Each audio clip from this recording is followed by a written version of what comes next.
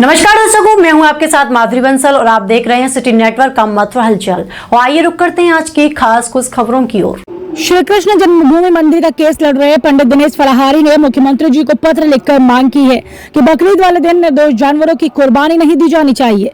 उन्होंने कहा है कि यह भूमि भगवान श्री कृष्ण की महारास लीला स्थली है। यहाँ पर बड़ी बड़ी ऋषि मुनियों ने तपस्या की है, जहाँ पर राधा कृष्ण ने गोपियों के साथ भी रास लीलाएं की है। ऐसे दिव्य पवित्र स्थान पर यदि निर्दोष जानवरों की हत्या होती है तो वह महापाप है, ब्रजवासियों की भावना आहत होगी। उन्होंने कहा कि इस भूमि पर भगवान के भक्त ध्रुव महाराज ने बिना भोजन के, बिना हवा के, बिना पानी के कई वर्षों तक तपस्या की। और स्वयं दिनेश फलाहारी ने कहा कि उन्होंने भी कई वर्षों से भगवान श्री कृष्ण मंदिर के लिए भोजन त्याग दिया है। तो क्या ये विधर्मी लोग अपने अल्लाह के लिए निर्दोष जानवरों की कुर्बानी नहीं त्याग सकते हैं? अपने अल्लाह के लिए मांस का भोजन नहीं त्याग सकते? यह सनातनियों की भूमि है। यहाँ पर यदि खून की नालियां बहेंगी तो संतों की भावना आहत होगी। बता दी कि वही दिनेश फलाहारी हैं जिन्होंने भगवान श्री कृष्ण मंदिर के लिए कई वर्ष पहले अन्न त्याग दिया था और नंगे पैर रहते हैं, आज भी अपने संकल्प पर कायम हैं। उन्होंने कहा कि यदि बकरीद के दिन निर्दोष जानवरों की हत्या होती है तो वह भी उसी दिन उन जानवरों की आत्मा की शांति के लिए हवन करेंगे। उन्होंने कहा कि वह लोग कहां चले गए जो होली के त्योहार पर जिनको रंगों से प्रदूषण नजर आता था, दीपावली पर बम पटाखों से जिनको प्रदूषण नजर आता था, आज वह जानवरों की हत्या पर मौन क्यों है? आज हमने माननीय मुख्यमंत्री जी को पत्र लिखा है और मांग की है कि बकरीद वाले दिन निर्दोष जानवरों की कुर्बानी रोकी जाए, क्योंकि यह ब्रजभूमि ऋषि मुनियों की तपोभूमि है। यहाँ पर भगवान श्री कृष्ण ने, राधा जी ने महाराज किया था। यहाँ पर बड़े बड़े संतों ने इस गोलोक भूमि पर तपस्या की थी। भगवान के भक्त ध्रुव जी ने बिना भोजन के, बिना अन्न के, बिना हवा पानी के कई वर्षों तक तपस्या की। हमने कृष्ण मंदिर के लिए कई वर्ष पहले भोजन त्याग दिया है, हम बिना भोजन के रह रहे हैं। तो क्या ये लोग अपने अल्लाह के लिए निर्दोष जानवरों की बलि नहीं त्याग सकते? अपने अल्लाह के लिए मांस का त्याग नहीं कर सकते? इन लोगों ने हमारी दिव्य पवित्र भूमि पर भी निर्दोष जानवरों की हत्या करते हैं। यदि इनके घर से खून की नालियां बहेंगी तो हमारे ब्रजवासियों की भावना आहत होंगी। तो हमारी सरकार से मांग है कि ऐसे लोगों के खिलाफ सख्त कार्रवाई की जाए जो निर्दोष जानवरों की हत्या करते हैं। और यदि इन लोगों ने जानवरों की हत्या की तो हम बकरीद वाले दिन ध्रुव मंदिर महुली मथुरा में एक हवन करेंगे निर्दोष जानवरों की आत्मा की शांति के लिए। अब वो लोग कहाँ चले गए जो कहते थे कि हमारे हिंदुओं के त्योहार होली पर रंगों से वायु प्रदूषण होता है, दीपावली के पटाखों से ध्वनि प्रदूषण होता है। अब वो सेकुलरवादी कहाँ चुप लगा गए? इन निर्दोष जानवरों की हत्या पर वो क्यों नहीं बोल रहे? केवल हिंदुओं के त्योहारों पर भी ये लोग बोलते हैं। क्या उनको अधिकार नहीं बनता कि निर्दोष जानवरों की हत्या रोकी जाए? मुद्दीन औलिया जैसे के सपनों में आते थे। मीरा के मोहन है तो रस खान के भी हैं, वो सबके हैं। वो निराकार है, वो प्रकृति में समाया हुआ है, इसलिए उसे गाय, बकरी, भेड़ सबसे प्रेम है। भैया किसी की बलि मत दीजिए।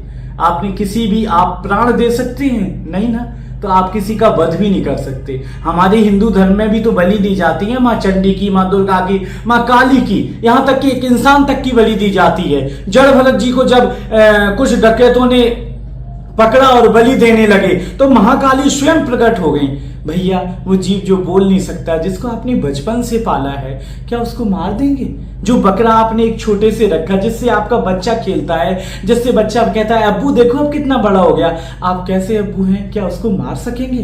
भाई बलि देना है, छोटा सा कान काट दो, एक छोटा सा हिस्सा, और थोड़ी सी पूंछ काट दो। भैया जैसे हमारे यहाँ सांड छोड़ते हैं तो उस पर एक त्रिशूल का निशान लगा देते हैं, ओम लगा देते हैं। तो भैया ऐसे अपने धर्म का जो पॉजिटिव भाव रखिए और ये सब नहीं करना है, खून खराबा नहीं करना है। हम सब भाई हैं, हम सबको एकता में रहना है। हमारे राम भी हैं, हमारे श्याम भी हैं, हमारे खुदा भी हैं।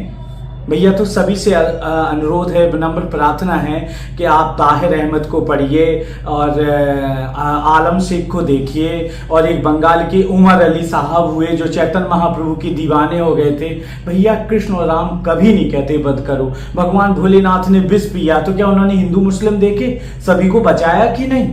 तो इस्लाम में भी मोहम्मद साहब का आदर्श लीजिए, फरीद साहब का लीजिए कि जो चिड़ियों तक को चुना रहे थे।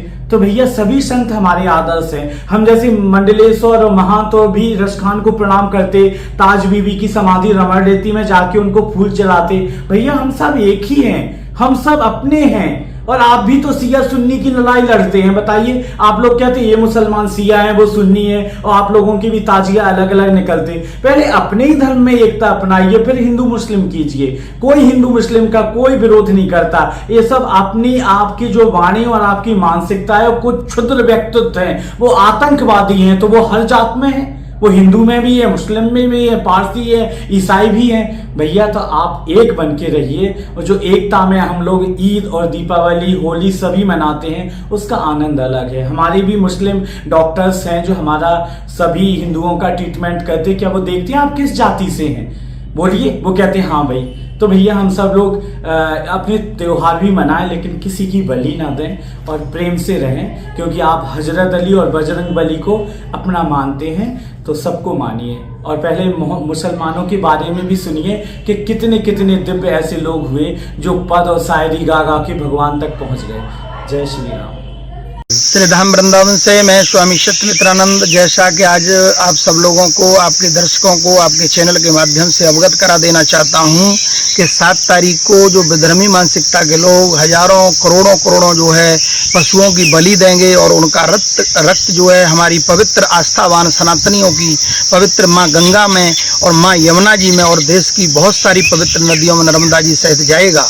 हम इसका कड़ा विरोध करते हैं, क्योंकि ये जो परंपरा है, जब सनातन के लोगों को होली और इत्यादि का महोत्सव आता है तो ये ज्ञान दिया जाता है, ये उलाहना दिया जाता है कि रंगों को जो है ज़्यादा और जल का बर्बादी हो रही है। तो हम ये कहना चाहते हैं कि ये नालियों के माध्यम से जो निर्ममता से पशुओं का जो रक्त है, वेस्ट मटेरियल है, उसको जो है जानबूझ करके हमारी पवित्र नदियों को अपवित्र करने के लिए हम इसका कड़ा विरोध करते हैं। और विरोध भारत सरकार और उत्तर प्रदेश सरकार से निवेदन करना चाहते हैं कि संपूर्ण देश में हम ये विषय बताना चाहते हैं कि अगर आपको इस तरह का कृत्य करना है तो आप जो है प्रतीकात्मक रूप से आप किसी भी उस चीज को मना सकते हैं। हमारा इससे कोई लेना देना नहीं है। आप अपनी आस्था को खूब मनाइए, लेकिन हमारी आस्था से खिलवाड़ होगा तो भारत सरकार से हम आग्रह करना चाहते हैं, आदरणीय न्यायालय से भी निवेदन करना चाहते हैं कि तत्काल प्रभाव से ऐसे कार्यों पर रोक लगाई जाए, जिससे जो है इस तरह के कृत्यों से करोड़ों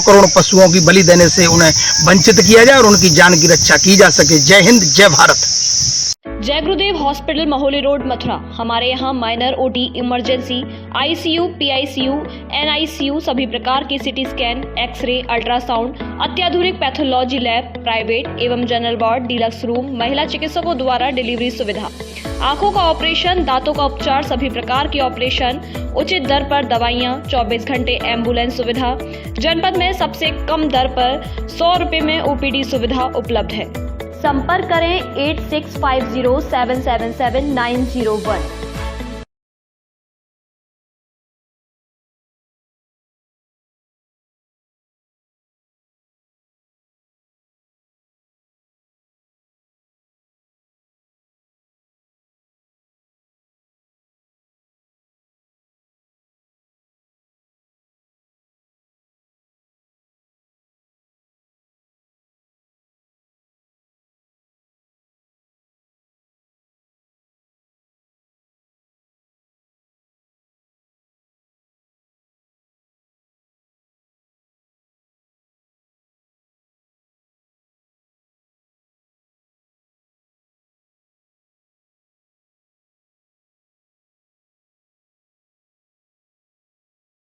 इसकी घिसाई का प्लान है? टॉयलेट की। पर डिटर्जेंट से तो कपड़े धोते हैं। नहीं नहीं, टॉयलेट भी तो साफ करते हैं। फिर भी पीलापन। अब नए जैसा सफेद थोड़ी ना हो जाएगा। हार्पिक है ना।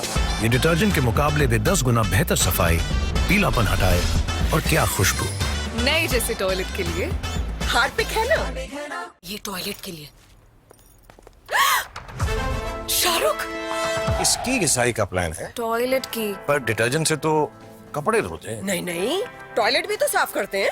फिर भी पीलापन। अब नए जैसा सफेद थोड़ी ना हो जाएगा। हो जाएगा, हार्पिक है ना।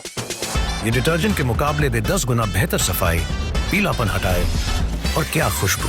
अब घर की टेंशन इन पे छोड़ दो। नए जैसे टॉयलेट के लिए हार्पिक है ना।